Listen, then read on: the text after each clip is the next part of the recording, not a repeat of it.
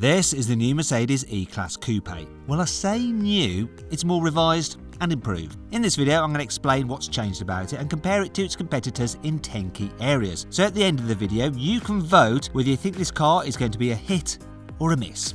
So let's crack on. Let's start off with the E-Class Coupe's design. And yes, it's very much like the old car, which means it's beautiful.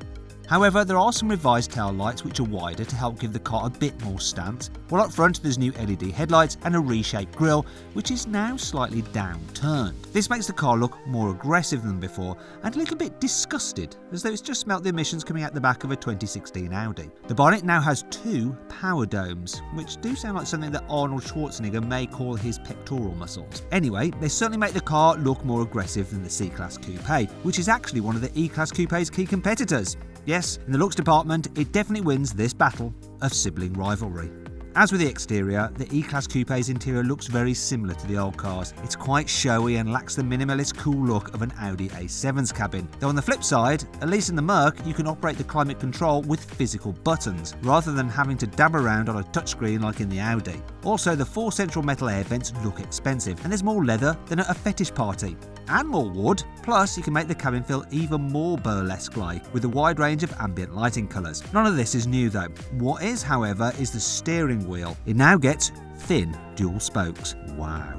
And wait for it, no buttons. Instead, there's little touchpads, which if I'm honest aren't quite as easy to operate as buttons, but they do look neater. Still, this car does have quite an ostentatious cabin, not really for shy retiring types, though retired types who like to show off will definitely like it. A big update for the new E-Class Coupe is its seats, which are vying for the very best in the business. However, to claim that title, they need to be even comfier than the lovely 28-way adjustable seats in the Lexus LS. The Mercedes does counter with seats that have 22 different kinds of massage, and while you're driving, the seats will constantly adjust to make sure you're not sitting in one position for too long. And that's not all. You can even dictate the exact shape you want your back support to be by drawing the outline on the infotainment screen. Then there's the Energizing Comfort feature. This can wake you up or calm you down by playing music on the stereo and spraying Mercedes' own brand perfume into the cabin, which is also pretty good for killing flies. There's also a new power nap function for when you need to stop for a quick rest. It plays relaxing music and adjusts the temperature and changes the ambient lighting to help you drift off. You can even play a log fire animation on the infotainment screen to make you feel all cozy. And when you need to wake up again, the energizing function adjusts the settings accordingly to get you ready for action. It seems then that the E-Class Coupe has a Lexus licked for comfort. Well, unless you're a rear seat passenger, and then it definitely doesn't, as being a coupe, it's fairly tight in the back. The most useful update in the new E-Class Coupe is that it now gets Mercedes' latest infotainment system. But is it better than BMW's iDrive? Well, the screens certainly look brighter, and they're now mounted behind one massive piece of glass, so no more nasty plastic frames, thank God for that. However, upgrading from the 10-inch displays to the option of 12-inch displays is a must for the full effect. You can customise the screens as well between different classic and sports modes, something you can't do in a BMW. Also, the menus are just a bit simpler than those of iDrive. The optional augmented reality sat-nav though really is the star of the show. This shows a live camera feed of the road ahead and superimposes directions over it. It is brilliant. Another improvement is the new central touchpad, which makes the system easier to control than the old wheel and pad system of before. Overall, this Mercedes has a better infotainment system than any BMW. Well, apart from its voice command system, which isn't quite as slick.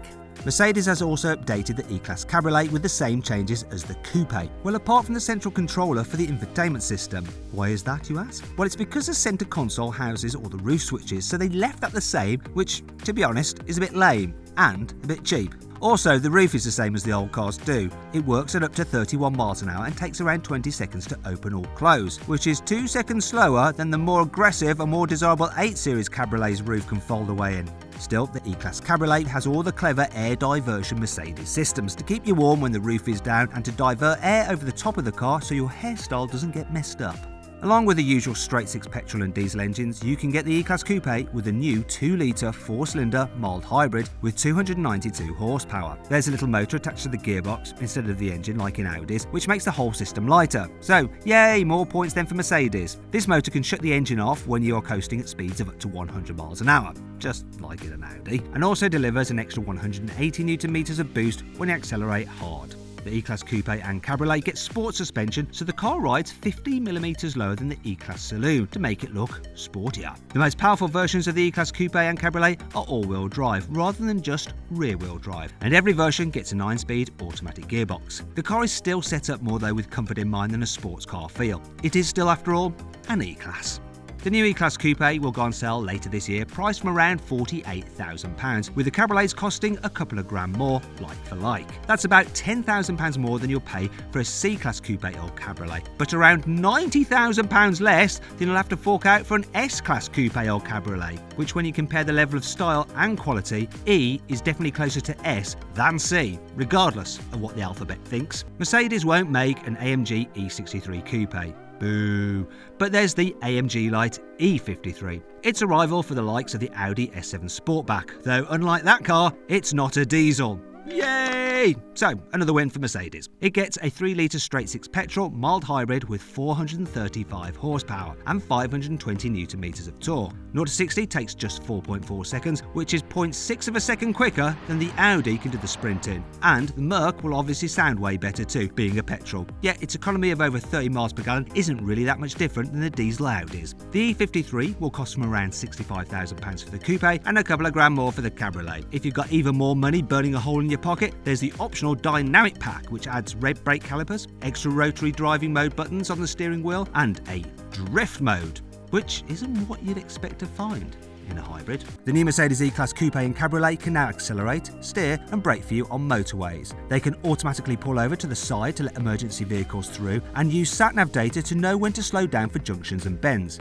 But while impressive, the driving aids still aren't quite as advanced as those you'll find in a Tesla Model 3. Also, Mercedes seems to have copied Tesla's Sentry Mode. Here though, they call it Urban Guard, and it's a system that alerts you via the Mercedes Me app if someone bumps your car or tries to break into it while it's parked. Now though, it's finally crunch time. What do you think of the new Mercedes E-Class Coupe and Cabriolet? Click on the pop-out banner to cast your vote as to whether you think it's got what it takes to beat the competition.